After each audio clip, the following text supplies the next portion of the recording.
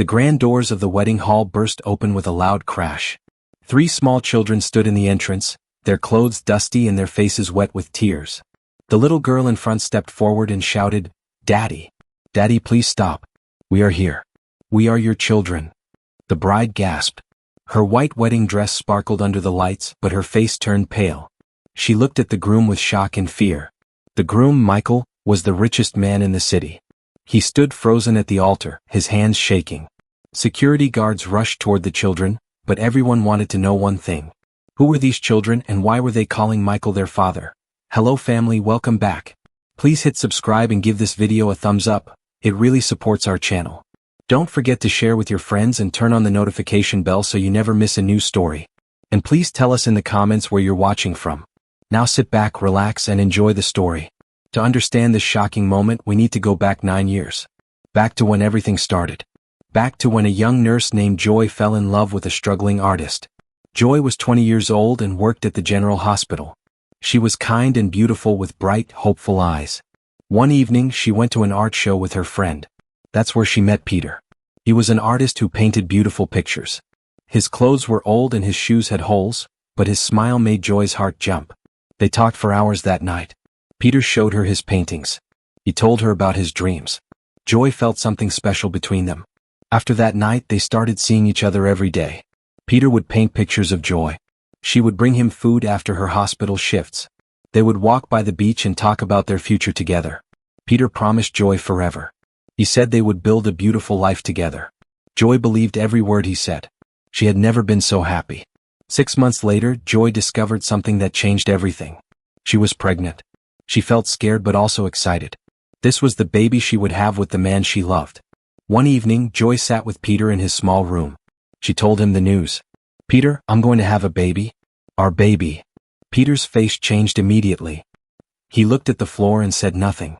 The silence felt heavy and cold. Joy's heart began to fill with fear. "Peter? Did you hear me?" Joy asked softly. Her voice was shaking. Peter still didn't look at her. He stood up and walked to the window. "I need time to think," he said quietly. That night, Joy went home feeling worried. But she told herself everything would be okay. Peter just needed time to process the news. He would come around. He loved her. The next morning, Joy went to Peter's room to talk to him again. But when she got there, the door was open. The room was completely empty. Peter was gone. His paintings were gone. His clothes were gone. Even his mattress was gone. It was like he had never existed. Joy asked the landlord where Peter went. The landlord shrugged. He left in the night. Didn't say anything. Just packed up and disappeared. Joy felt her world fall apart. She called Peter's phone, but it was switched off. She asked his friends, but nobody knew where he went. Some people said he traveled out of the country. Others said he moved to another city. Joy cried for days. She felt alone and abandoned. The man she loved had run away because she was pregnant. How could he do this to her? But Joy didn't know that her pain was only beginning, and the biggest shock was still 9 years away. Months passed and Joy's belly grew bigger and bigger. Her best friend, Faith, helped her through everything. Faith was a teacher with a loud voice and a big heart. Faith took Joy to the hospital for checkups. She bought baby clothes and diapers. She held Joy's hand when she cried at night. "You're not alone," Faith would say. "I'm here with you." Then came the biggest surprise of all. At one checkup, the doctor looked at the scan and smiled. "Joy, you're not having one baby. You're having 3 babies. Triplets." Joy stared at the screen.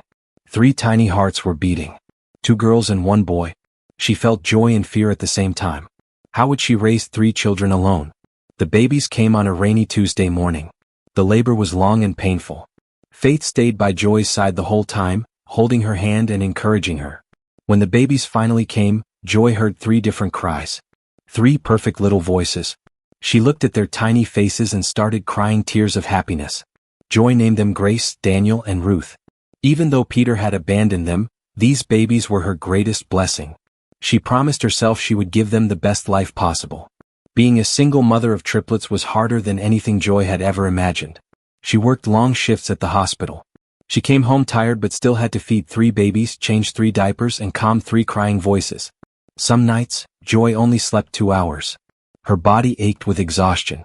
But every time she looked at her babies, she found the strength to keep going. Her neighbor, Mama Agnes, helped a lot. Mama Agnes was an old woman with gray hair and wise eyes. She had no children of her own, so she loved the triplets like they were her grandchildren. When Joy worked night shifts, Mama Agnes watched the children. She told them stories and sang them songs. She became like a grandmother to them. The years passed quickly. The triplets grew strong and smart. Grace was the leader. She was brave and always asked questions. She protected her brother and sister. Daniel was quiet and thoughtful. He loved to draw just like his father used to. Sometimes Joy would see him sketching and her heart would ache with old memories. Ruth was sweet and kind. She always hugged everyone and made people smile. She had a gentle spirit that made everyone love her. Joy loved her children more than life itself. She worked extra shifts to buy them school supplies.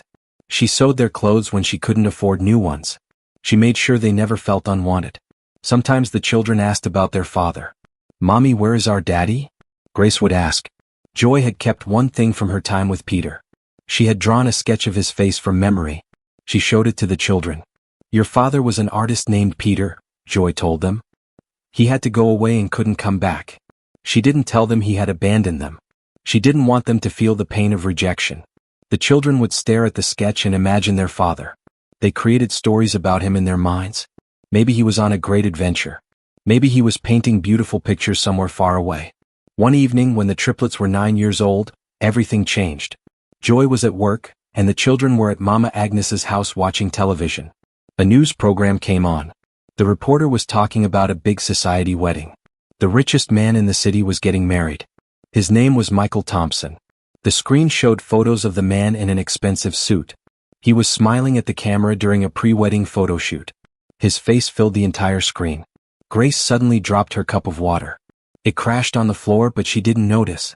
She couldn't breathe. She pointed at the television with a shaking finger. "Mama Agnes, look at that man." Grace's voice was barely a whisper. What Grace saw on that screen would change their lives forever. Because the face on the television looked exactly like the sketch their mother had shown them. Mama Agnes looked up from her knitting. "What is it, child? Why are you so upset?" Grace couldn't speak. She just pointed at the television screen. Daniel and Ruth rushed over and pressed their faces close to the TV. The picture showed Michael Thompson at his pre-wedding photo shoot. He had the same nose as the man in their mother's sketch. The same eyes. The same shape of face. Everything matched perfectly. Daniel touched the screen with his small hand. "That's Daddy. That's him. I'm sure of it." Ruth started crying. "Why is our daddy on television? Why does he have a different name? Where has he been?" Mama Agnes stood up slowly. Her heart was beating fast. She looked at the television, then at the children's faces. They all looked so certain. So sure. "Children, are you absolutely sure?" "Look carefully," Mama Agnes said, her voice shaking. All 3 triplets nodded together. Grace wiped her tears. "It's him, Mama Agnes. I know it's him. That's our father." Mama Agnes's hands trembled as she picked up her phone. She called Joy immediately. This was too important to wait. Joy was checking on a patient when her phone rang. She saw Mama Agnes's name and felt worried. Mama Agnes never called during work hours unless something was wrong. She excused herself and answered quickly. "Mama Agnes, is everything okay? Are the children fine?" Mama Agnes's voice sounded strange. "Joy, you need to come home right now. It's about the children's father." Joy felt her blood go cold. "What do you mean? What happened?" Mama Agnes took a deep breath. "Just come home and see for yourself. And Joy, search for someone called Michael Thompson on your phone." Joy's hands shook as she typed the name into her phone. Photos filled her screen. Michael Thompson at charity events. Michael Thompson cutting ribbons at new buildings. Michael Thompson shaking hands with the governor. And there, in every single photo, was the face she had loved 9 years ago. The face that had haunted her dreams. The face of Peter, the man who had abandoned her. Joy's phone slipped from her hands and clattered on the floor. A nurse nearby rushed over. "Joy, are you okay? You look like you've seen a ghost." Joy couldn't speak. She picked up her phone with trembling fingers and stared at the pictures again. Peter was alive. He wasn't dead. He wasn't poor. He was a billionaire. He had changed his name. He had built a completely new life. He had forgotten her and their children while living in luxury. All these years, while she struggled to feed 3 children, he was becoming rich and famous. Anger burned in Joy's chest like fire. She left work early, telling her supervisor there was a family emergency. She took a taxi home even though she couldn't really afford it. Her mind was spinning during the whole ride. 9 years of struggle. 9 years of sleepless nights. 9 years of raising 3 children alone while their father lived like a king. When she reached home, the triplets ran to her. Grace grabbed her mother's hand. "Mommy? We saw Daddy on television." "That's him, isn't it? That's the man in your drawing." Daniel pulled out the sketch Joy had drawn. "Look, Mommy. It's the same person. Why did he change his name?" Ruth's eyes were full of innocent questions. "When can we see him, Mommy? Can we go visit him? Does he know about us?" Their questions broke Joy's heart into even smaller pieces. She hugged all 3 children tight and tried not to cry in front of them. That night, after the children finally fell asleep, Joy sat with Faith and Mama Agnes. She showed them all the photos of Michael Thompson on her phone. "This is Peter," Joy said, her voice bitter. "This is the man who left me pregnant and ran away. Now he's a billionaire about to marry a senator's daughter." Faith's eyes went wide. "Senator Williams's daughter? This wedding is all over social media. It's supposed to be the biggest wedding of the year." Mama Agnes shook her head slowly. "Powerful men are dangerous, Joy. If you go near him, he will crush you.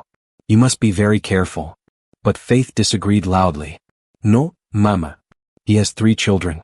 He has a responsibility. Joy must confront him. She must demand that he takes care of his children."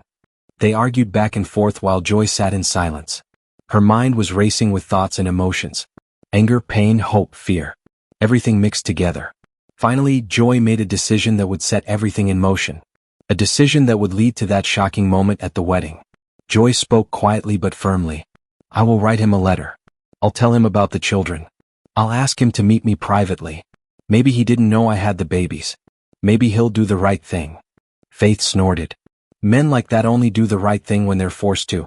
But fine, try the letter first." Mama Agnes nodded. "A letter is safe. It gives him a chance to respond without drama. Start there." Joy spent 2 days writing the letter. She wrote it over and over until the words were perfect. She explained who she was and reminded him of their relationship. She told him about the triplets and included a recent photo of the children. She asked only for a private conversation. Nothing more. She wasn't demanding money or trying to ruin his life. She just wanted him to acknowledge his children.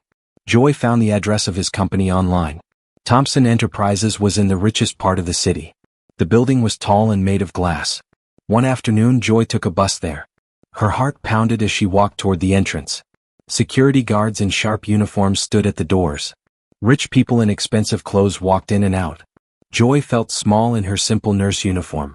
She walked to the reception desk, clutching her envelope tightly. The receptionist looked at her like she was dirt. "Yes? How can I help you?" Her voice was cold and unfriendly. Joy's voice shook. "I have a letter for Mr. Michael Thompson. It's very important. Please make sure he gets it personally." The receptionist took the envelope with 2 fingers like it was garbage. She dropped it in a tray with many other letters. "It will be delivered." Joy wanted to say more, but the receptionist had already looked away. She was answering a phone call, completely ignoring Joy. Joy stood there for a moment, then walked out slowly. She had done what she could. Now she had to wait. Days passed. Then weeks. Joy heard nothing. No phone call. No message. No letter back. Nothing at all. Meanwhile, the news was full of Michael and Sarah's wedding preparations. Their engagement party looked like something from a fairy tale. Their traditional wedding outfits cost millions. Their honeymoon was planned for an island resort. Joy watched it all on television, feeling like she was drowning. The triplets saw the news too. They asked about their father every single day. "Mommy, when will Daddy come to see us?" Grace would ask. "Why doesn't Daddy know we exist?" Daniel wondered. "Does Daddy have other children?" Ruth asked innocently. Each question was a knife in Joy's heart. She didn't know what to tell them anymore. How do you explain to children that their father doesn't want them? Faith was furious. "That man got your letter and chose to ignore you. He thinks you'll just disappear. We need to do something bigger. Go to the press. Go to his office. Make noise until he listens." But Joy was afraid. What if she made things worse? What if Michael denied everything? What if nobody believed her? She was just a poor nurse. He was a powerful billionaire. Meanwhile, across the city in his luxury penthouse, Michael was living a completely different life. He woke up in silk sheets. He ate breakfast prepared by a private chef. His assistant brought him his schedule every morning. Michael had worked hard to become this person. He wasn't born rich. 9 years ago, he was Peter, a struggling artist sleeping in a moldy room. Then he met Chief Thompson at an art exhibition. Chief Thompson was old and had no children. He loved Peter's artwork and became his mentor. Chief Thompson taught Peter about business and real estate. He gave him opportunities to grow. When Chief Thompson died 3 years ago, he left his entire empire to Peter. But there was one condition. Peter had to take the Thompson name. He had to present himself as the chief's adopted son. He had to erase his old life completely. Peter took the deal. He became Michael Thompson. He burned his old paintings. He threw away his old clothes. He cut off everyone from his past. When he remembered Joy, he told himself she had probably moved on. He convinced himself he was doing the right thing by staying away. It was easier to forget than to face what he had done. Now Michael was marrying Sarah Williams, daughter of Senator Williams. The senator was one of the most powerful politicians in the country. This marriage wasn't just about love. It was about power and connections. Senator Williams would help Michael win contracts worth billions. Michael would help fund the senator's presidential campaign. One afternoon, Michael's assistant was sorting through mail. Most were congratulations cards and business proposals. Then he found a plain white envelope addressed to Michael personally. The assistant opened it out of curiosity. His eyes went wide as he read. The letter was from someone named Joy. She said she knew him as Peter 9 years ago. She said they had a relationship. She said she got pregnant after he left. She said she had triplets. His children. The assistant stared at the photo included in the letter. 3 children who looked exactly like Michael stared back at him. This was a disaster that could destroy everything. The assistant's hands shook as he rushed to Michael's office. He locked the door behind him. "Sir, we have a serious problem." Michael looked up from his laptop. "What is it? You look like you saw a ghost." The assistant placed the letter on the desk. "A woman claims you're the father of her children. She has proof. Photos. She wants to meet you." Michael felt his world tilt sideways. He grabbed the letter and read it. His heart stopped when he saw Joy's name. Joy. He hadn't heard that name in 9 years. He remembered her face, her smile, her kindness. He remembered the night she told him she was pregnant. He remembered the fear that made him run away like a coward. He thought he had escaped that life forever. But here it was, back to destroy him. Michael's mind raced. He couldn't meet Joy. If anyone saw them together, rumors would start. The media would investigate. Senator Williams would cancel the wedding. His empire would crumble. He picked up his phone and called someone he used for sensitive matters. A private investigator named Andrew who specialized in making problems disappear. Michael explained the situation quickly. "I need you to investigate this woman. Find out everything. Confirm if the children are really mine. Find out what she wants. I need all this information in 3 days." Andrew got to work immediately. He followed Joy from her house to the hospital. He talked to her neighbors, pretending to be a journalist. He asked questions and gathered information. Andrew discovered everything. Joy was a single mother who raised 3 children alone. She struggled with money. She had told no one about Michael except her closest friends. Andrew also confirmed the timing. Joy got pregnant exactly 9 years ago. The dates matched perfectly with when Peter disappeared. The children's ages were right. The children looked like Michael. There was no doubt. These were his children. Andrew delivered his report to Michael with a grim face. "Sir, these are definitely your children. There's no escaping this truth." Michael felt sick. He looked at the photos of Grace, Daniel, and Ruth. They had his nose, his eyes, his smile. They were beautiful and innocent. And he had abandoned them before they were even born. But Michael pushed the guilt away. He couldn't afford emotions now. He needed a solution. He told Andrew to arrange a secret meeting with Joy. Andrew chose a small restaurant far from the city center. He called Joy, pretending to be Michael's assistant. "Mr. Thompson received your letter. He wants to meet you. Come to this address tomorrow at 7 in the evening. Come alone." Joy's heart jumped when she got the call. He wanted to meet. Maybe there was hope. Maybe he would acknowledge the children. Maybe he would help. She told Faith, who insisted on waiting nearby just in case something went wrong. Joy agreed. She dressed simply and took a taxi to the restaurant. The restaurant was almost empty. A few couples sat in dark corners. Joy waited at a table near the back. Her hands were sweaty. Her heart pounded like a drum. Then she saw him. Michael Thompson walked in wearing a designer suit. His shoes probably cost more than her monthly salary. He sat down across from her without smiling. Joy stared at him. "Peter. It's really you." Michael's voice was cold as ice. "My name is Michael. Peter doesn't exist anymore." Joy felt tears sting her eyes. You left me. You left me pregnant and ran away. I raised our children alone for 9 years. Do you know how hard it's been? Michael showed no emotion on his face. I didn't know you were pregnant with triplets. But that doesn't change anything. I built a new life. I can't have this disruption now. Joy's voice rose. Disruption? Your children are a disruption? They ask about you every day. They saw you on television. They want to know their father. Michael reached into his jacket and pulled out an envelope. Inside was a check for more money than Joy had ever seen. 5 million naira. He also pulled out legal documents. This is a settlement, Michael said coldly. You take the money. You sign these papers agreeing never to contact me again. You never tell anyone I'm the father. You raise the children quietly and leave me alone. Joy stared at the check. 5 million naira could change her life completely. She could move to a better house. Send the children to better schools. Stop working night shifts. But then she looked at Michael's cold face. She thought of Grace, Daniel, and Ruth. They didn't need money. They needed a father. Joy pushed the check back across the table. I don't want your money. I want you to acknowledge your children. They deserve to know their father. You don't have to marry me. You don't have to love me. Just don't pretend they don't exist. Michael's face hardened. His voice dropped to a dangerous whisper. Listen carefully. I'm marrying Senator Williams's daughter in 5 weeks. This wedding cannot be stopped. If you try to interfere, I will destroy you. Joy felt cold fear wash over her. But she wasn't ready for what Michael said next.